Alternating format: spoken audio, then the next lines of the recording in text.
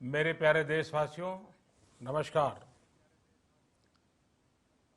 Corona के खिलाफ लड़ाई में जनता कर्फ्यू से लेकर आज तक हम सभी भारतवासियों ने बहुत लंबा सफर तय किया है। समय के साथ आर्थिक गतिविधियों में भी धीरे धीरे तेजी नजर आ रही है। हम में से अधिकांश लोग अपनी जिम्मेदारियों को निभाने के लिए, फिर से जीवन को गति देने के लिए रोज घरों से बाहर निकल रहे हैं।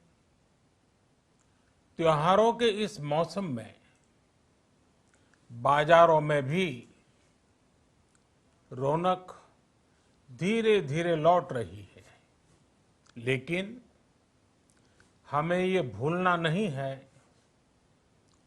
कि लॉकडाउन भले चला गया हो, वायरस नहीं गया है। बीते 7-8 महीनों में प्रत्येक भारतीय के प्रयास से भारत आज जिस संभली हुई स्थिति में है, हमें उसे बिगड़ने नहीं देना है और अधिक सुधार करना है। आज देश में रिकवरी रेट अच्छी है, फैटेलिटी रेट कम है। भारत में जहां प्रति 10 लाख जनसंख्या पर करीब 5,500 लोगों को कोरोना हुआ है, वहीं अमेरिका और ब्राजील जैसे देशों में ये आंकड़ा 25,000 के करीब है। भारत में प्रति 10 लाख लोगों में मृत्यु दर 83 है, जबकि अमेरिका, ब्राजील, स्पेन, ब्रिटेन जैसे अनेक देशों में ये आंकड़ा 600 के पार है। दुनिया के साधन संपन्न देशों की तुलना में भारत अपने ज्यादा से ज्यादा नागरिकों का जीवन बचाने में सफल हो रहा है। आज हमारे देश में कोरोना मरीजों के लिए 90 लाख से ज्यादा बेड्स की सुविधा उपलब्ध है। 12,000 क्वारंटाइन सेंटर्स है। कोरोना टेस्टिंग की करीब 2,000 लैब्स काम कर रही है। देश में टेस्ट की संख्या जल्द ही 10 करोड़ के आंकड़े को पार कर जाएगी। कोविड महामारी के खिलाफ लड़ाई में टेस्ट की बढ़ती संख्या हमारी एक बड़ी ताकत रही है। सेवा परमो धर्म के मंत्र पर चलते हुए हमारे डॉक्टर, हमारे नर्सिस, हमारे हेल्थ वर्कर्स, हमारे सुरक्षाकर्मी और भी सेवा के भाव से काम करने वाले लोग इतनी बड़ी आबादी की निस्वार्थ सेवा कर रहे हैं। इन सभी प्रयासों के बीच ये समय लापरवाह होने का नहीं है। ये समय ये मान लेने का नहीं है कि कोरोना चला गया या फिर अब कोरोना से कोई खतरा नहीं है। हाल के दिनों में हम सब ने बहुत सी तस्वीरें, वीडियो देखे हैं जिनमें साफ दिखता है कि कई लोगों ने अब सावधानी बरतना या तो बंद कर दिया है या बहुत ढिलाई ले आए हैं।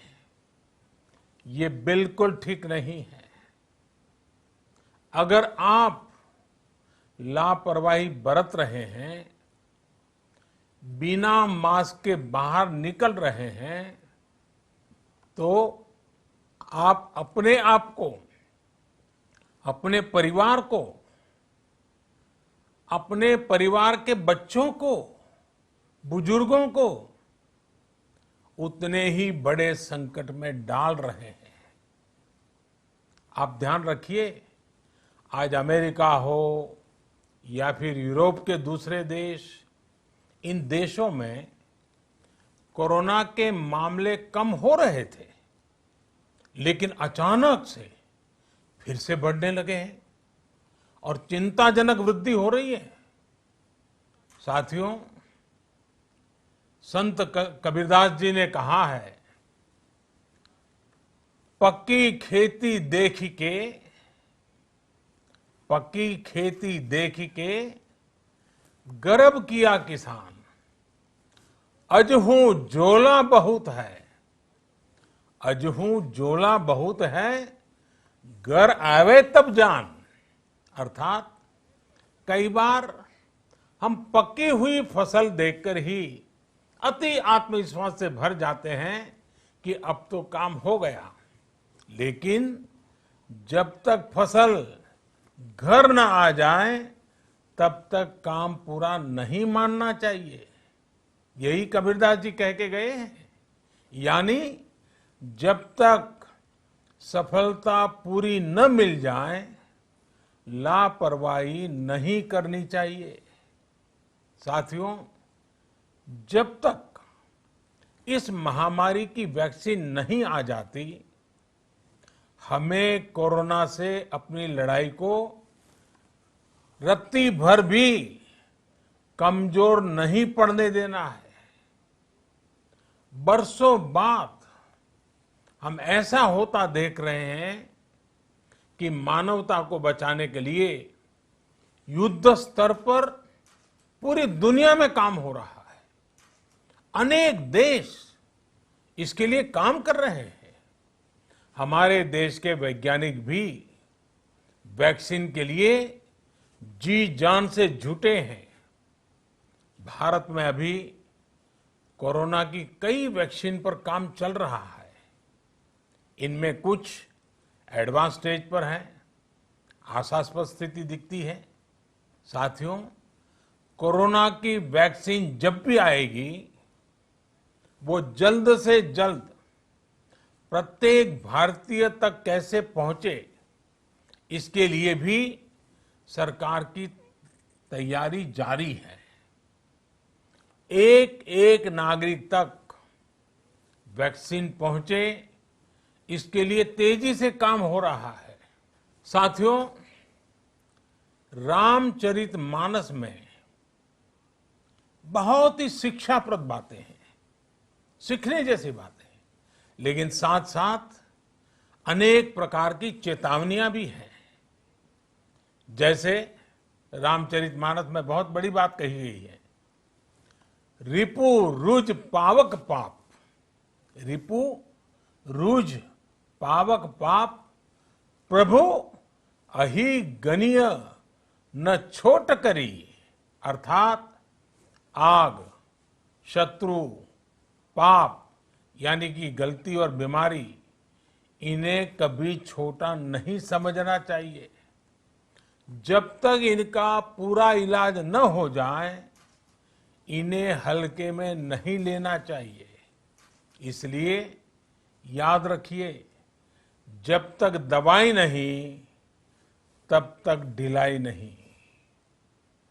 त्योहारों का समय हमारे जीवन में खुशियों का समय है, उल्लास का समय है। एक कठिन समय से निकलकर हम आगे बढ़ रहे हैं। थोड़ी सी लापरवाही हमारी गति को रोक सकती है, हमारी खुशियों को धूमिल कर सकती है। जीवन की जिम्मेदारियों को निभाना और सतर्कता, ये दोनों साथ साथ चलेंगे, तभी जीवन में खुशियां बनी रहेगी। 2 गज की दूरी, समय समय पर साबुन से हाथ धुलना और मास्क लगाना, इसका ध्यान रखिए। और मैं आप सबसे करबद्ध प्रार्थना करता हूं, आपको मैं सुरक्षित देखना चाहता हूं, आपके परिवार को सुखी देना चाहता हूं। ये त्योहार आपके जीवन में उत्साह और उमंग भरे, ऐसा वातावरण चाहता हूं। और इसलिए मैं बार बार हर देशवासी से आग्रह करता हूं। मैं आज अपने मीडिया के साथियों से भी, सोशल मीडिया में जो सक्रिय हैं उन लोगों से भी बड़े आग्रह से कहना चाहता हूं कि आप जागरूकता लाने के लिए, इन नियमों का पालन करने के लिए जितना जन जागरण अभियान करेंगे, ये आपकी तरफ से देश की बहुत बड़ी सेवा होगी। आप जरूर हमें साथ दीजिए, देश के कोटि कोटि जनों को साथ दीजिए। मेरे प्यारे देशवासियों, स्वस्थ रहिए,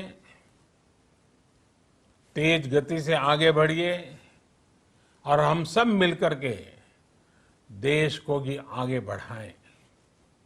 इन्हीं शुभकामनाओं के साथ नवरात्र, दशहरा, ईद, दीपावली, छठ पूजा, गुरु नानक जयंती समेत सभी त्योहारों की सभी देशवासियों को एक बार फिर से बहुत बहुत बधाई देता हूं। धन्यवाद।